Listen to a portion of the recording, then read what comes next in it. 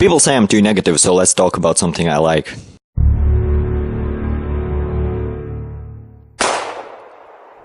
"2015 is over, let's jump the top 10 best films bandwagon."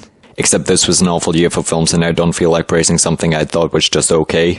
I was thinking about making it a top 5 films, but realized that even that would be a stretch, so here we have the 5 things that weren't awful in 2015. Let's hope next year is better. Number 5. Jurassic World and Fantastic, more specifically their endings.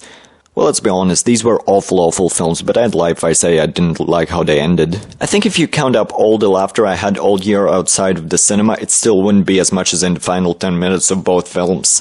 In case of Jurassic World, I actually laughed like a bloody lunatic all the way back home.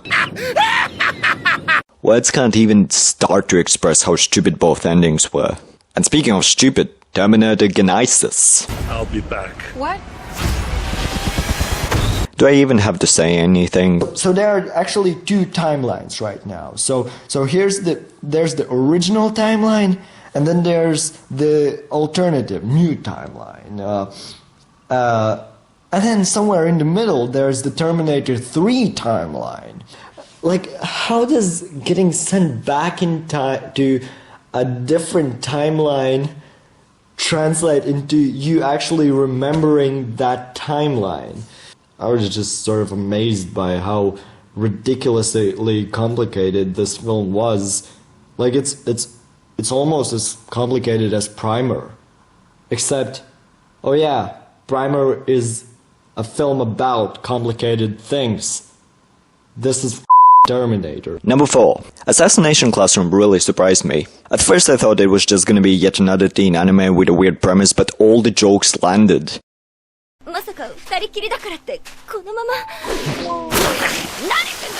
Unlike Fantastic, it was legitimately funny with great characters and it looked beautiful.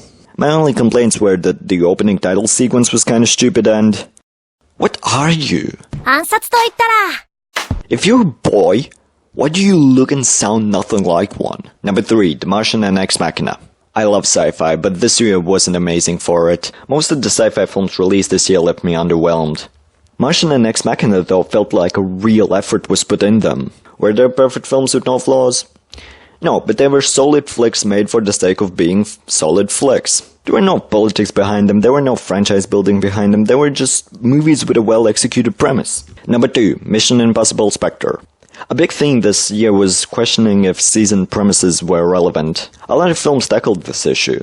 With so many sequels and reboots, I wonder why, but anyways.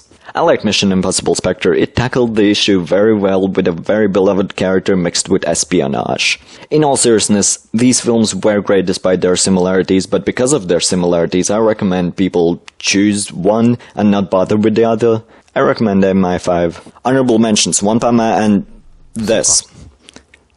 Best Christmas present ever. And number 1, Mad Max Fury Road.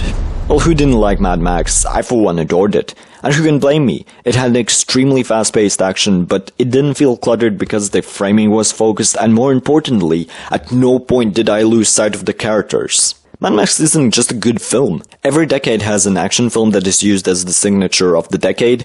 I believe this is the 2010 signature action film.